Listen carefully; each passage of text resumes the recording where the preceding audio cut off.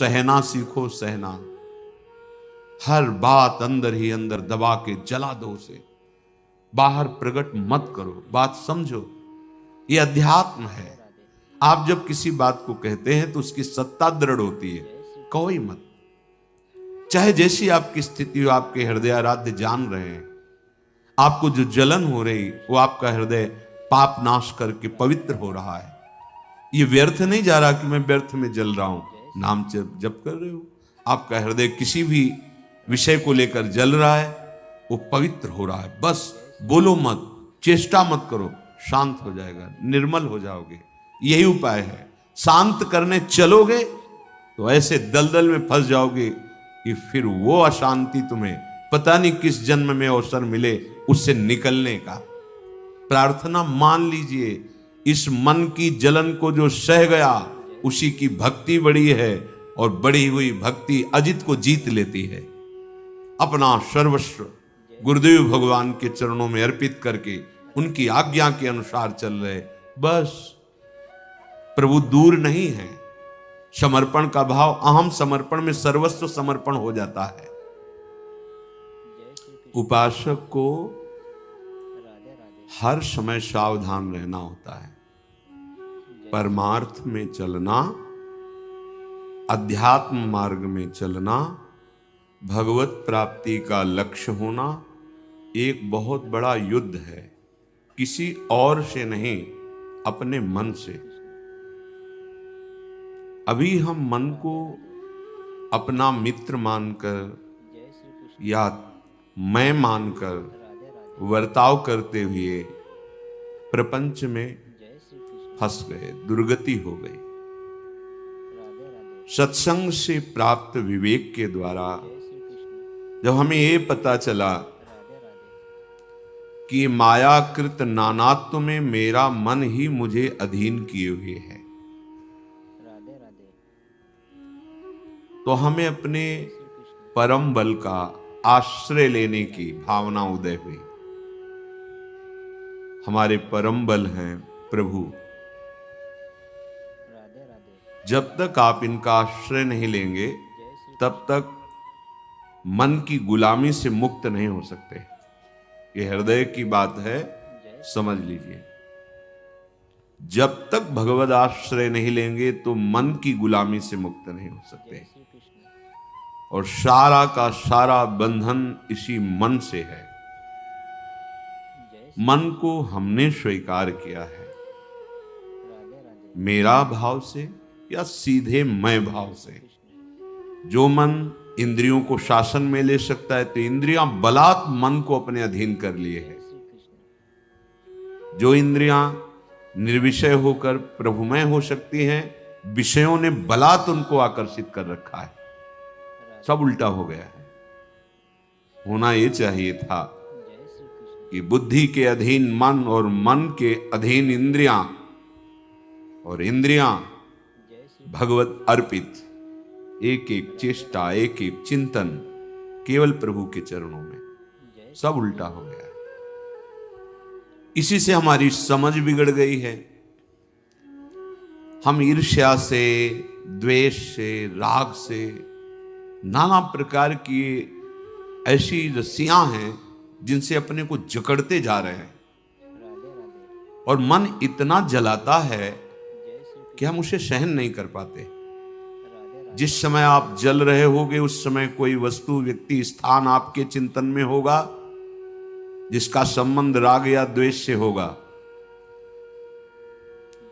उस समय भगवत विस्मृति है। अगर उसमें भगवत भाव हो तो राग द्वेष नहीं रहेगा।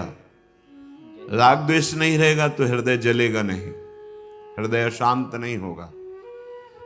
सत्य विषय है, एक ही भगवान विविध रूपों में लीला कर रहा है। हमें बचना है राग और द्वेष से।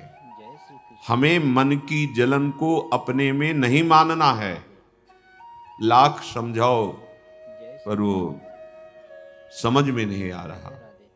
अपवित्र हो गई है, मल लग गया है। पवित्र बुद्धि होगी तो प्रकाश प्रकट हो जाएगा ज्ञान का। किससे द्वेष करते हो? किससे जलते हो? क्यों जलते हो? अपने अंदर प्रश्न करो, जब जिसकी हम प्राप्ति के लिए निकले वही सब रूपों में है, फिर हम जलन क्यों, फिर द्वेष क्यों, एक की प्रशंसा एक की निंदा क्यों?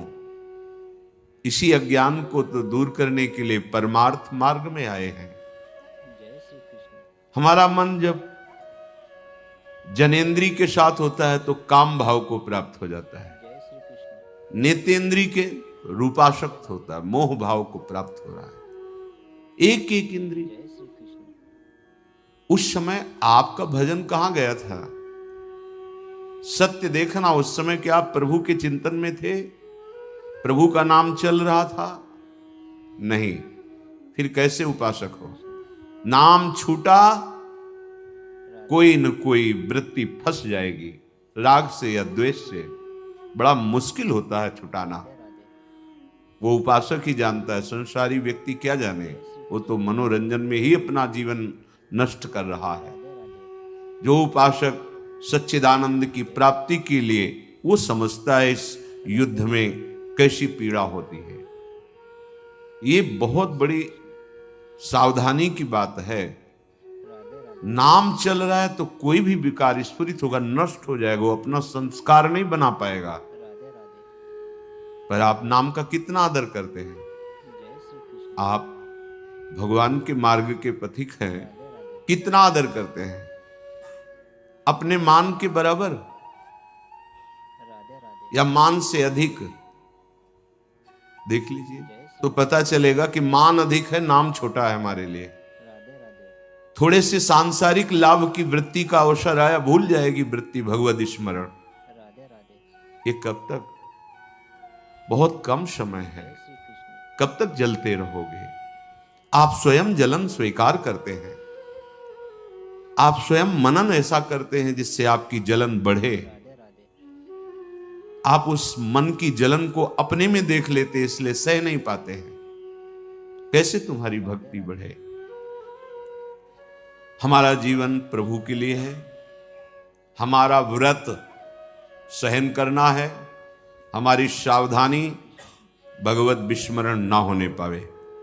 फिर देखो आप कैसा आनंदमय खेल होता है आपके जीवन का। कैसे हम अपने मन को भगवदाकार बना पाएंगे? सत्संग सुनते हैं, धाम आ गए हैं, फिर भी हम वही राग द्वेष की वृत्तियों में विचरण करते हैं, कुछ अच्छा कुछ बुरा। ये हमारा विषय नहीं, अच्छा बुरा। हमारा विषय परमानंद में प्रभु जो ये छुपा छुपी का खेल खेल रहे हैं, उनको पहचानना, जड़ चैतन्य सब में अपने प्रभु की झांकी करने का भाव रखना। नाथ, आप दिखाई नहीं दे रहे हो, हमें वृक्ष दिखाई दे रहा है, पर आप हो इसमें, क्योंकि आपकी ही सत्ता से सत्तावान है। नाथ, ये व्यक्ति दिखाई दे रहा है, दुष्ट स्वभाव दिखाई दे रहा है, पर प्रभु आप ही हो इसके अंदर। साधक भावना में विचरता है, भावना सिद्ध होती है, वो सिद्ध हो जाता है। आप अभ्यास कीजिए, सत्संग और हरिनाम जप, राधा नाम जप, यही परम पद में पहुंचा देगा। दो बात बताई ध्रुवदास जी महाराज ने। परम साधना, निरंतर हरि भजन। सहयोग, हमारी साधना सुरक्षित रहे, हमारी साधना बढ़े, हमारी साधना में कोई दोष विघ्न ना आ जाए, तो इसकी सहायता सत्संग से होगी। यदि सत्संग के वाक्यों का मनन नहीं तो क्या, सुना चल दिया, बड़ी असावधानी हमारे जीवन में, बहुत असावधानी। जो भटके हुए हैं उनकी बात अलग है, आप भगवत कृपा पात्र हैं, आप साधक हैं, आपको प्रभु ने अवसर दिया है मुक्त होने का।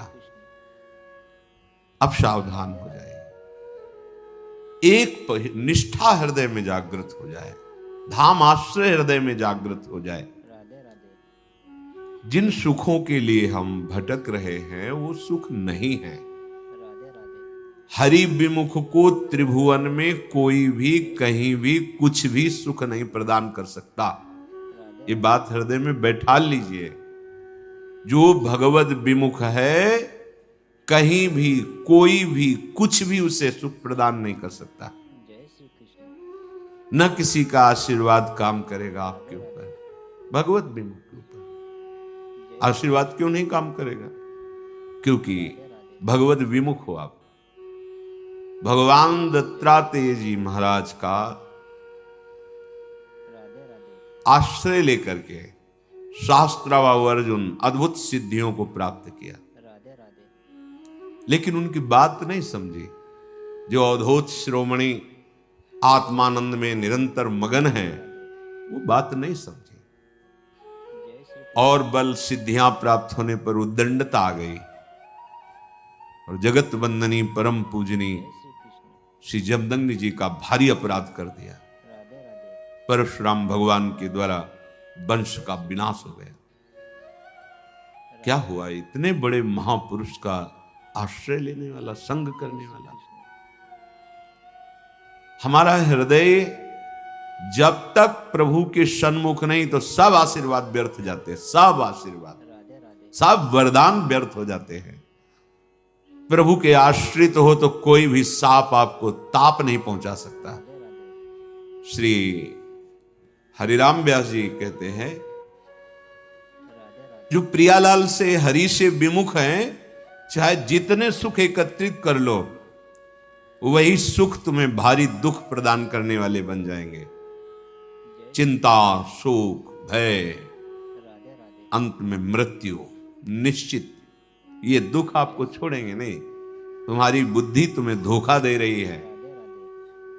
पूज्य श्री राधा बाबा महाराज ने कहा कि यदि इतनी बात तुम्हारे हृदय में आ जाए कि भगवान हैं, तो तुम्हारा कल्याण होना शुरू हो जाए। और कहीं ये बात पकड़ लो कि जिह्वा से राधा कृष्ण राधा कृष्ण, तो अब तुम्हारे लिए 10 दिशाएं मंगलमयी हो जाएंगी। बस तुम नाम मशीन की तरह जबान से चलाओ। बाबा का अनुभव। सबे सुख, सबे सुख, यहां से लेके परमेष्ठी पद तक। विमुखनि को दुख रूप, विमुखो जो हरि से विमुख है, नाम जप नहीं है, आश्रय नहीं है, लीला श्रवण नहीं, गायन नहीं, प्रभु का चिंतन नहीं, क्या जीवन है, क्या जीवन है। दुर्दशा देख के हृदय दुखी होता है संतों का। जो बड़े बड़े तप लोग, जन लोक में विराजमान महर्षि जन हैं, कि अरे ये हमसे ऊपर जा सकते हैं।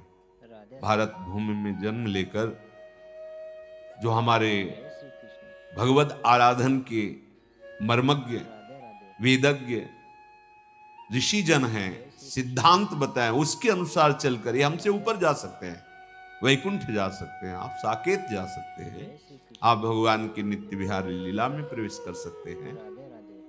उनको दुख है इस बात का। इतना सुंदर मनुष्य जीवन पाकर ये भगवत विमुख समय नष्ट कर रहे हैं। जिसके जीवन में संत नहीं, वो जीवन प्रकाश को प्राप्त नहीं होता, पक्का। जैसे हमें जीने के लिए अन्न चाहिए, जल चाहिए, वायु चाहिए, ऐसे जीवन के परम लक्ष्य के लिए हमें संत चाहिए। जहां न रसिक अनन्य सेई अतु, जिसके जीवन में किसी भगवत प्रेमी महात्मा का संबंध नहीं है, वो जीवन प्रकाशित नहीं हो सकता। अर्थात अज्ञान अंधकार, माया अंधकार में भटकता रहेगा कोई भी हो। समस्त आसक्तियों को नष्ट करने की सामर्थ्य भगवत प्रेमी महात्माओं के वचनों में होती है। उनके वचनों का आदर पूर्वक पालन करने पर वृंदावन के भूप श्री वृंदावनेश्वर, श्री वृंदावनेश्वरी, युगल लाडले परिचय में आ जाते हैं। फिर उनका स्मरण करना नहीं पड़ता, वो स्मृति बन के बैठ जाते हैं। मान लीजिए कब? जब रसिकों का, अनन्य रसिकों का, भगवत प्रेमी महात्माओं का संग, जिसके जीवन में संत नहीं, अज्ञान अंधकार में भटकता ही रहे। क्यों मैं ये वो, आंखें हैं देखो खोलकर, कौन है संपूर्ण सृष्टि का विधाता? कौन है? कोई तो है, जब कृति है, रचना है, तो रचना करने वाला भी है। जब ये सब प्रकट है तो प्रकट करने वाला भी कोई है। वही हमारा स्वामी है, उसी के हम अंश हैं, या वही हमारी आत्मा है। हरिराम व्यास जी कह रहे हैं, संतों का संग नहीं हुआ, प्रभु का आश्रय नहीं हुआ, तो उसके हृदय में दया नहीं होती। संतों की जो दृष्टि होती है वो परम दुख निवृत्ति के लिए होती है। वो पत्ते नहीं काटते, वो जड़ उखाड़ते हैं। हमें कोई बीमारी हुई, डॉक्टर के पास गए, उस बीमारी की औषधि दे दी, बीमारी ठीक हो गई। फिर हमसे ऐसे कर्म हो रहे हैं कि और नए हमें दुख मिले। उस बीमारी की, उस दुख की जड़ क्या है जो सदा सदा के लिए खत्म हो जाए? बोले वो है अज्ञान, वो है अविद्या, वो है भगवद विमुखता। संत जन कृपा करके भगवान के सन्मुख कर देते हैं। जो मंगल भवन है, आनंद समुद्र है, जो अपनी आत्मा है, कोई और थोड़ी है। आए हुए दुख की निवृत्ति तो अपने आप हो जाएगी, आप करो या ना करो। जैसे दिन है तो अपने आप रात्रि में बदल जाएगा, रात्रि के बाद दिन आ जाएगा, बदलना है उसको। ये आने जाने वाले हैं, इनके लिए संत समागम थोड़ी होता है। व्यर्थ का प्रपंच दिमाग में भरा हुआ, व्यर्थ का प्रपंच। जब तक इसे आप छोड़ेंगे नहीं आग्रह, तब तक संत वचन आदर सहित स्वीकार ही नहीं कर सकते। जब ये वचन ही स्वीकृत नहीं हुए तो आपका मिलना, आपका बैठना कोई खास बात नहीं हुई। वचन स्वीकार करना, जब तक वचन स्वीकार नहीं करेंगे तो आपसे उपासना नहीं बनेगी। शुद्ध उपासना के बिना अहम का नाश नहीं होता। जब विचार करके देखते हैं तो लगता है कि हम जिसे साधन समझ रहे थे वो भी तो बंधन है। शुभ कर्मों की तरफ माना अशुभ कर्मों की निवृत्ति, और शुभ कर्म तो करता तो है, बचा ही ना, करता तो है ही ना। जब करता है तो भोगता तो होना ही पड़ेगा। जब शुद्ध विचार जागृत होता है तो लगता है अरे हमको भगवत प्राप्ति करनी है, शुभ नहीं इकट्ठा करना। ये शुभ का भी बंधन त्यागना है, तो फिर भगवत प्राप्ति किससे होती है? दैन्य भाव से भगवान की शरण होकर निरंतर नाम जप करते हैं। जो भी है भगवद अर्पित है। जीवन, हमारा चिंतन, हमारा बाहरी व्यवहार, इससे भगवत प्राप्ति होती है। इसलिए हमारा जीवन केवल भगवत प्राप्ति के लिए। सहना सीखो, सहना। राधे राधे। हमारे जीवन का असली उद्देश्य केवल भगवत प्राप्ति है, और इसके लिए हमें अपने मन को शुद्ध करना होगा। हर दुख, जलन और विकार को सहन कर हम अपनी आत्मा को पवित्र बना सकते हैं। राग, द्वेष और मोह से दूर रहकर केवल प्रभु का स्मरण करें।